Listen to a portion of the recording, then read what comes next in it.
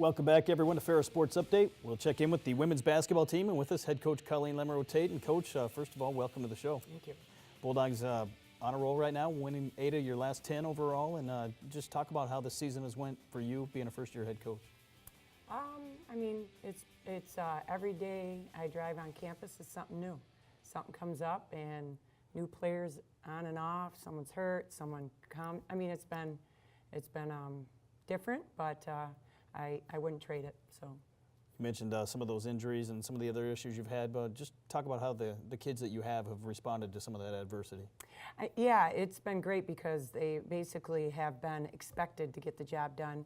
You know, anybody can play defense, and they've proven over and over they have the heart and the work ethic. So, you know, they've really proven to a lot of people that you win as team effort. And I know a lot of people talk about defense, but they've really definitely proven that. I mean, that's where our success has come. And, you know, the last 2 games, Sarah DeJohn has been struggling with her scoring. And being 20-point average, she's been below even, you know, double figures. So they have really had to step up, and then indirectly has really created some confidence in their offense now, too. You went on the road last week in first place in the GLIAC North Division, and obviously always tough to win on the road and in the conference, but you go to Northwood on Thursday, and maybe not your best performance, but you were able to come back on Saturday and pick up a win. Yeah, you know, I mean, when we started the season, you know, no one expected anything because we lost pretty much 5 top players, you know, with injuries and other circumstances. And so when people hear about that, they don't really expect anything. So the girls kind of just go out and work, and they don't have any pressure. Well, then when we started becoming #1, everybody kept talking about it. Then they started feeling the pressure, and they started playing tighter. So Northwood was not tight. And when you play against the #1 team in the GLIAC, a lot of times people step up, and Northwood has been struggling. So I figured it was going to be a tough game, and we hit rock bottom, and a lot of times I think it wakes teams up if you coach it right. So we hit rock bottom, and we played against Lake Superior, and we were a lot more loose. So.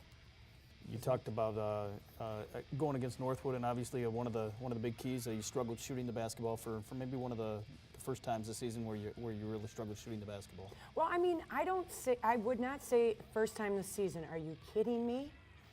Literally every single game is a struggle, but we get our flow through defense, and that flow is gone through Northwood. So I mean, it was a blessing in disguise. Hopefully, we'll keep building on that. So when we went to Lake Superior, I guess we couldn't get any worse. So maybe that's it. I don't know, but we did it without Sarah being in double figures, and then we had 4 other players in double figures. Am I right? And so, I mean, that really was a turning point. So hopefully we can build on that. Talk about the challenge of going on the road and being able to pull out wins like this in a tough environment on the road. You know, I guess what started the year was all this turmoil and different positions, different roles and everything. So we didn't really look at the road as this big stumbling block that a lot of people talk about. So every time people talk about being on the road, I'm like, that's nothing compared to what we've been through. So we don't really look on the road as, we just look at it as another game. So we're kind of focused on ourselves a lot. So yeah, is it harder? I mean, all right. But do we like being at home? Yeah, because all your fans are there and all your student, you know, your friends and everything. So that's always nicer. So you weren't able to pick up the win at Northwood, but obviously you come back on Saturday and an important game for your basketball team to bounce back, and a 3-point win, a tight game at Lake Superior State. Just talk about that performance, being able to pull out that win. I was pumped with the fact that we scored 74 points. Are you kidding me? I mean, oh my gosh. And then we basically have to do different types of defense, and the girls just are really catching on to that. Could we have done things better or different? Yeah, but you know what? Nothing this year is going to be fancy. Nothing this year is going to be about blowouts. It's about just establishing a base and figuring out and getting the confidence to get the job done. So. Sarah DeJohn misses there, and obviously she didn't reach double figures for one of the few times this season, but you had some other great performances. Kylie Muntz, a career high with 27 points. Yeah, that was neat. It was. It has been a long time coming. You know, she asked me, she says, "What do you think, Coach?" And I said, "Well, it's about time." Because I remember doing a shooting workout with her right when I got hired, and we went in there and shot, and she told me her previous role, and it wasn't shooting a lot. And I just looked at her, I go, "Are you kidding me? You have a great shot." So it's just about time. So. We'll see Katie Mavis, a couple big shots down the stretch as well, and she's really a player that started to step up for you. Isn't that the truth? Well, I call her my bulldog. She is just strong as an ox, and she is so fast. So, I mean, she has just stepped up. She can shoot threes, she drives through the hoop, she can defend, she's got great hands, great feet. So, yeah, she is. I don't think, I mean, it's a blessing in disguise because she wouldn't have got the playing time if all the players were on the floor. So now with them being gone, she's going to be so much more valuable to us next year. Plus the remaining of the year, it's just been great. 2 of your last 3 games here have been decided by 3 points or less against Northern Michigan and Lake Superior. Just discuss maybe how important that is and how beneficial that's going to be as you go down the stretch. You know, a lot of times coaches talk about what the hardest thing to coach is teaching them how to win. And that's one thing that I didn't have to teach them. So when I had to teach them different roles and different expectations and then different adjustments, different defenses, that's nothing compared to what a coach has to do to teach them to win. And these girls are winners. And then they play with heart. And I mean, I expect a lot and they deliver. I mean, all I ask is hustle. I don't ask for 30 points. And they start to realize that's all you need to do. So yeah, I mean, hopefully we keep it rolling. Wayne State's going to be tough. I mean, they really score from the paint. They're very, very they drive to the paint a lot. They look for their big girl inside. They rebound well. They're very athletic. So we've been practicing a lot this week with, you know, doing those different things to stop them. You play Wayne State at home on Thursday night, and then on the road again on Saturday at Saginaw Valley. Just talk about the challenges this week, what these 2 opponents present, and what it's going to take to pull out 2 wins. Well, we're really focusing on Wayne right now, and then, you know, obviously Saginaw quickly the next day. Right now, I mean, I predict we should get both. I'm expecting to.